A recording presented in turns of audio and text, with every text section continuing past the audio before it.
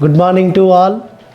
ప్రియులారా, పరమతండ్రి యొక్క మేలుల చేత నింపబడుతూ, ఆయన ఆశీర్వాదాలతో ఆశీర్వదింపబడుతూ, ఆయన దీవులతో దీవింపబడుతూ, ఆయన సన్నిధిలో ఎంతో మనము సంతోషభరితులమై ఆనందంతో సాగి వెళుతున్నాం కదా. ఆ ధన్యత ఈ లోకంలో ఎంతోమందికి లేదు. కాబట్టి ధనం ఉంటేనే, ఐశ్వర్యం ఉంటేనే, ఒక ఉన్నతమైన ఉద్యోగంలో ఉండి ఉన్నతంగా ధనం సంపాదించడమే కాదు సుమా. పరమతండ్రి ఇచ్చే ప్రతి శ్రేష్టమైనది ఏదైనా కొంచెమైనను మనం కలిగి ఉండి దానిలో సంతోషంగా ఉంటే అదే ఆశీర్వాదము, అదే దీవెన. కాబట్టి పరమతండ్రి అనుదిన కృపలో భాగంగా లేఖన భాగం ఈరోజు ఇస్తున్న లేఖన భాగం ఏమిటంటే యోహాను సువార్త 14వ అధ్యాయము 27వ వచనంలో, శాంతి మీకు అనుగ్రహించుచున్నాను, లోకమిచ్చినట్టుగా కాదు, నా శాంతిని మీకు అనుగ్రహించుచున్నాను అంటున్నాడు. ప్రియులారా, గమనించండి, లోకములో డబ్బులు ఇస్తే శాంతి దొరుకుతుందో దొరకదో తెలియదు, కానీ దొరికినది కొద్ది కాలమే ఉంటుంది. కానీ పరమతండ్రి ఇచ్చే శాంతి అది ఎంతో కాలం ఉంటుంది, అది ఎంతో స్థిరముగా ఉంటుంది, శాశ్వతంగా ఉంటుంది. ఆయన ఇచ్చే శాంతి మన హృదయాలలో కలిగి ఉంటే అది ఎంతో మనం ఆనందభరితముగా, సంతోషభరితముగా, ఎంతో అది పరమతండ్రి మహిమకరంగా, మనకు క్షేమకరంగా, మేలుకరంగా ఉంటుంది. కాబట్టి ఆయన అందుకే నా శాంతిని మీకు అనుగ్రహించుచున్నాను, లోకమిచ్చినట్టుగా కాదు అంటున్నాడు.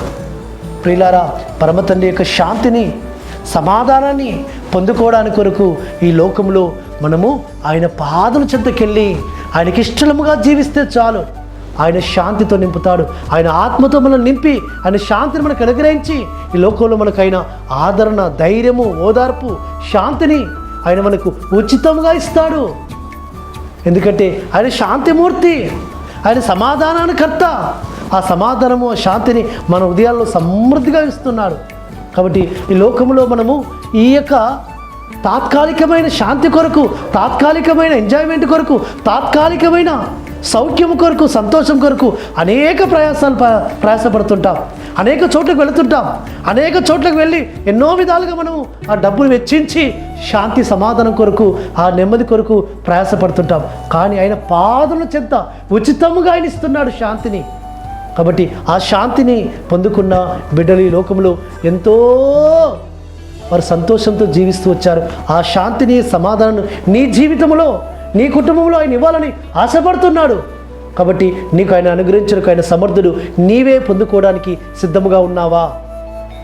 పరమతండ్రి ఆయన శాంతిని మీకు అనుగ్రహించడానికి ఆయన సిద్ధంగా ఉన్నాడు. అట్టి విధంగా ఆ పరమతండ్రి తన శాంతితో మనల్ని నింపునుగాక. ప్రార్థన చేసుకుందాం. పరిశుద్ధుడా, సర్వోన్నతుడా, నీ శాంతిని, నీ సమాధానం మా కుటుంబాల్లో, మా హృదయాల్లో దయచేయమని ప్రార్థిస్తూ ఆశ్వామిస్త నామమున స్తుతించి ప్రార్థించి వేడుకుంటున్నాము తండ్రి. ఆమేన్. మన సర్వోన్నతుడు, సర్వాధికారి అయిన జీవాధిపతిని ఆశ్వామిస్తే కృప, కనికరము, శాంతి, సమాధానము నిరంతరం మనకు అనుగ్రహించి ఆయన మనల్ని బలపరచునుగాక. ఆమేన్.